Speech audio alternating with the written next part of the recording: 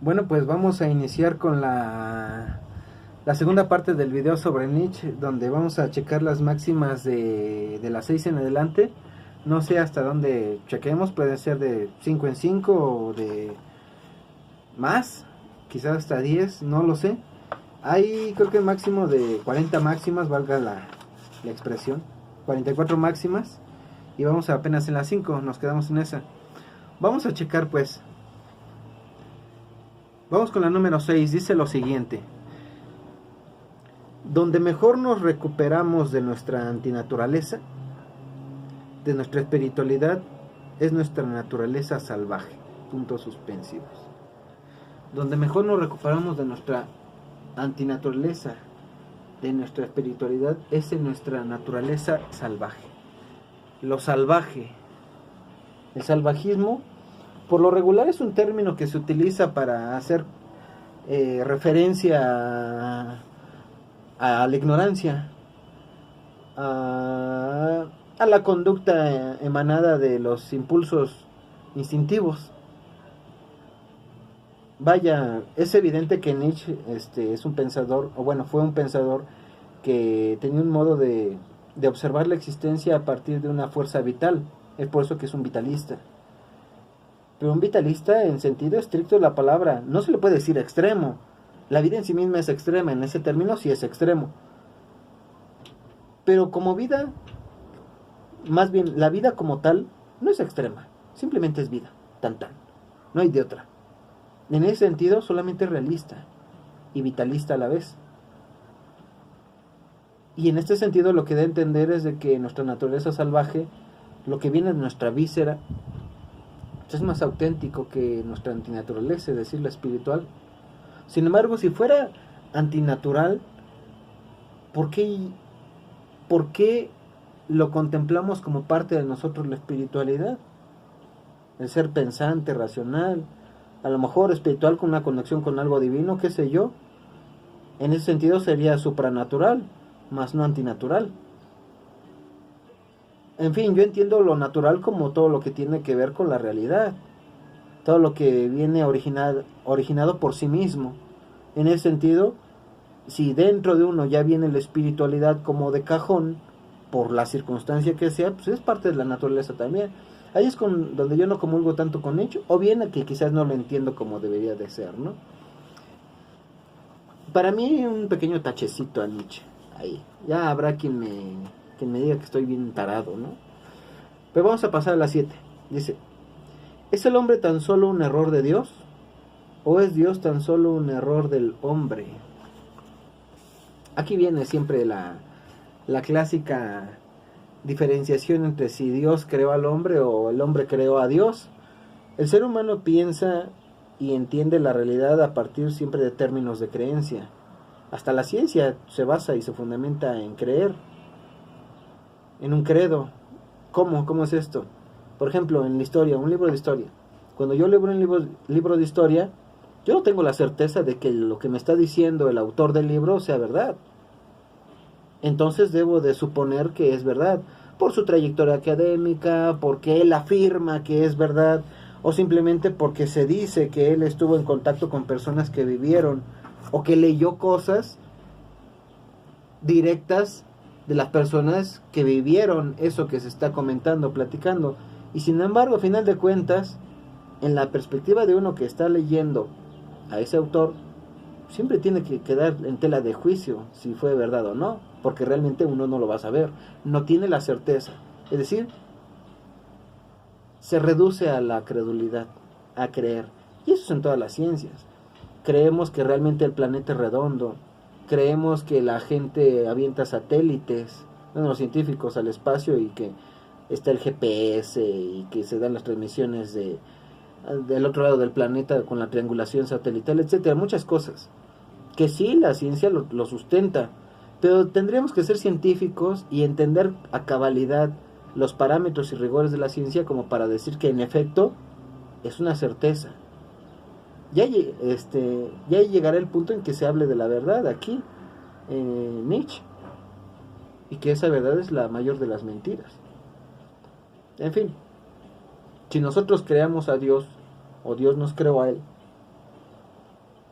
El problema no es ese, sino de que aquí lo manifiesta como un error. ¿Qué es un error? Algo que no está acertado, que no está atinado, que no comulga con la naturaleza de algo. Y por lo cual el ser humano o Dios, quien sea el originario, el que creó al otro, lo está haciendo en una contemplación de error, desde el error, y yo más bien lo diría desde esa perspectiva como un horror. ¿Por qué tendría el ser humano la necesidad de crear un Dios? Para no sentirse solo, ¿no? Igual pasa al contrario. ¿Por qué un Dios tendría la necesidad de crear a un ser humano? Pues para no sentirse solo, quizás. Pero eso no lo podemos saber porque nunca vamos a ser dioses. O si lo fuéramos, ya no seríamos y ni pensaríamos como hombres. Damos estas críticas, o más bien estos argumentos, en razón de que somos hombres y criticamos las cosas desde la postura de que somos hombres y lo entendemos como hombres. Y por lo cual pensamos en términos de soledad, de tristeza. Y en base a esos criterios decimos que Dios nos creó para no sentirse solo, porque también sirve al contrario. Nosotros creamos un Dios para no sentirnos solos. ¿Y para qué necesitamos ese tipo de compañía como que extranatural o más allá de lo natural o como se le quiera llamar cuando tenemos a las personas aquí? Pues porque no nos reconforta, no nos conformamos, al contrario, lo vemos como algo triste. Yo creo que es más triste ver que eso sea triste al hecho de que pensemos que haya un Dios. Es decir, no es triste el hecho de que hayamos creado un Dios, sino es triste el hecho de que lo hayamos creado por la tristeza que sentimos que no nos complace la hermandad con nuestros hermanos humanos, valga la redundancia en términos de hermandad. Al final de cuentas el ser humano es solo, está solo, vive solo, nace solo y muere solo. Nace, vive y muere solo. Nadie nace acompañado, aunque sea por sean gemelos, trillizos, lo que sea. Internamente, literalmente, en sentirnos interno, cognitivo, individual, en el yo, en eso que llamamos yo, estamos solos.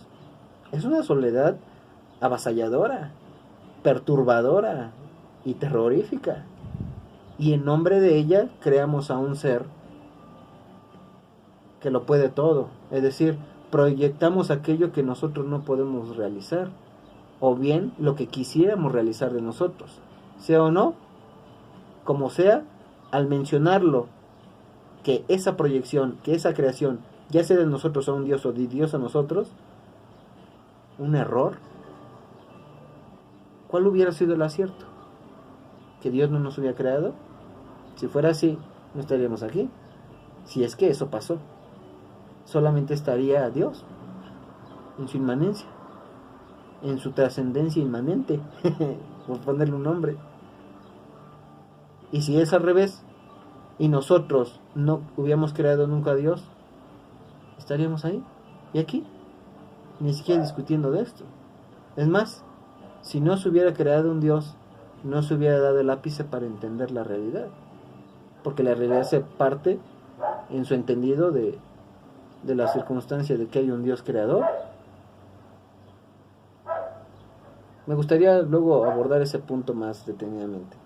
Vamos a pasar a la 8. De la escuela de la guerra de la vida, lo que no me mata me hace más fuerte. De la escuela de guerra de la vida, lo que no me mata me hace más fuerte. ¿La vida es una guerra? Claro, es cambio perpetuo, constante. No hay nadie que realmente pueda lograr una paz perpetua, como este inventado escrito de Manuel Kant, la paz perpetua. Esa es una utopía, eso no existe. Es una guerra constantemente de muchas cosas. Es más, de todo es guerra. A nivel microcelular, es más, hasta a nivel cuántico, como en nivel macro estructural, o físico, o macrobiológico. Es una guerra. Pero el ser humano se ensaña con la idea de una paz perpetua, de una tranquilidad. Y asociamos las ideas de tranquilidad, de pasividad, de silencio, de equidad, de muchas cosas que tienen que ver en asociación con la paz. Pero realmente no nos percatamos que cuando lo hacemos, una de las palabras muy fuertes que se asocian también con la paz es la idea de muerte. Porque la muerte es eso, la paz eterna, el descanso perpetuo. Por lo menos en vista de los seres que estamos vivos. Ya no hay crecimiento, ya no hay aniquilación de células. Es simplemente la degradación total. Y el fenómeno que llamamos vida tiene que ver con una degradación, pero una gradación, gradación, y este equilibrio de las dos partes, eso es lo que llamamos vida. ¿La vida es una guerra? Sí, por supuesto que sí. El que no lo entienda, muy a su pesar, la vida va a seguir así. Y sin embargo, la vida, en su insensatez, va a seguir mostrándose ante nosotros como una guerra interminable. Es una guerra de diálogos, guerra de circunstancias, guerra de actitudes, guerra de hábitos, guerra de comida, es decir, batallamos por la papa, por eso trabajamos, por eso algunos roban, porque siempre hay una guerra constante que hay que subsanar y hay que salir victoriosos. El perder la guerra en la vida, fácil, se llama muerte.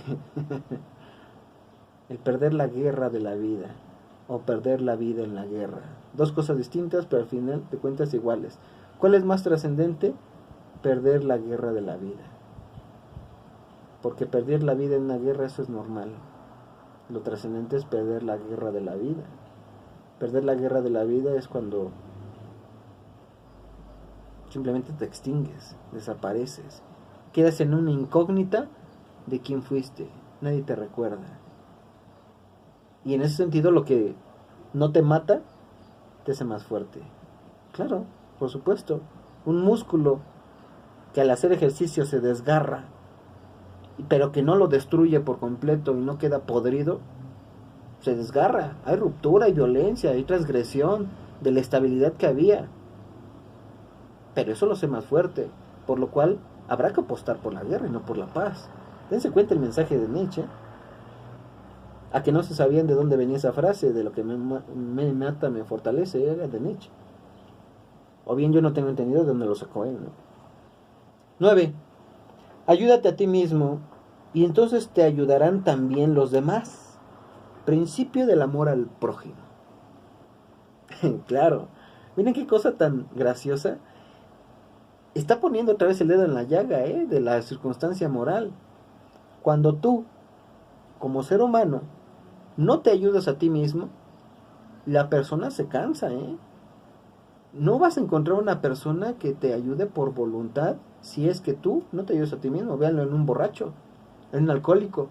Un alcohólico, cuando llega a tal grado su embriaguez, a tal grado su vicio, cuando es incapaz de observar que él se está dañando a sí mismo y por lo cual incapaz de ayudarse a sí mismo, la familia lo abandona.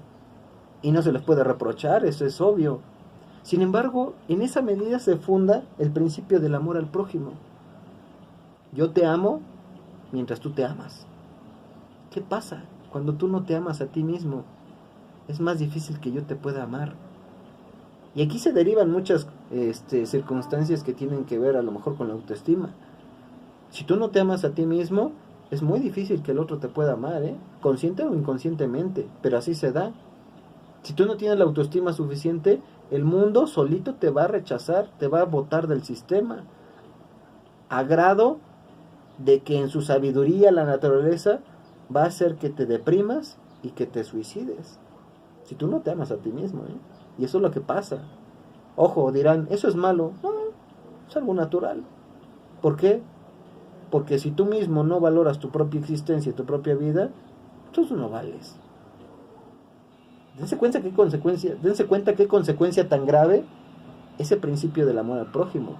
Entonces ese amor se vuelve como una especie de juego macabro y tétrico, donde se juguetea con principios de bondad, de humildad, pero realmente se está atacando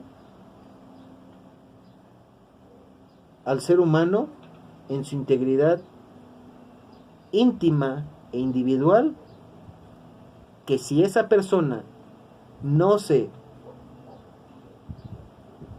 ama a sí misma, no se contempla a sí misma como importante, poniéndolo en términos más simples, pues tampoco va a ser importante para el otro. Y eso es muy cruel.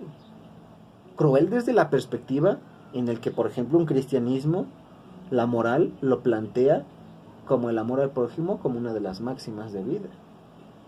Pero desde una terminología nietzscheana, naturalista, ¿qué va? Es normal. Así son de hipócritas, diría Nietzsche. Vamos con la 10. No seamos cobardes con nuestros actos, ni los rechacemos después de realizados. El remordimiento de conciencia es algo indecoroso.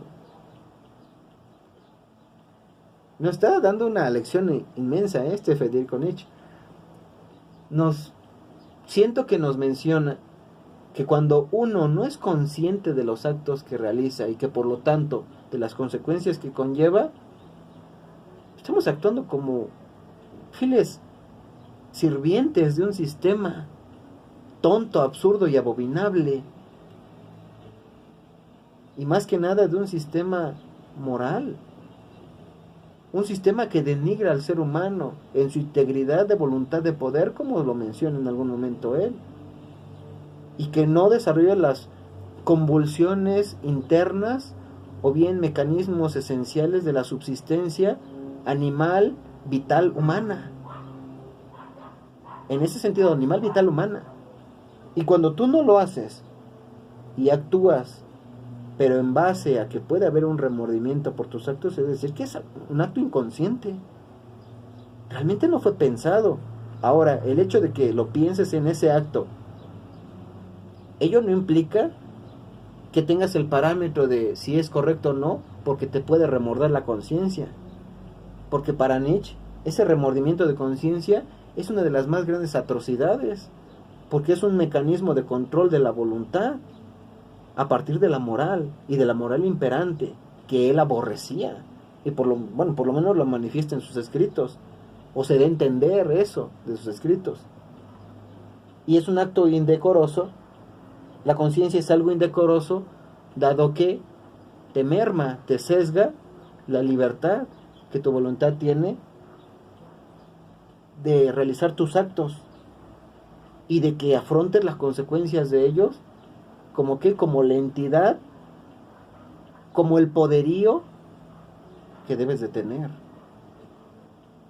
Porque entonces ya no tiene que ver de decir, afrontar, tener ese nivel de responsabilidad desde no un ámbito moral, sino desde un ámbito amoral, es decir, que no haya una conciencia que sesgue lo que haces o lo que no haces, y que entonces haya un arrepentimiento.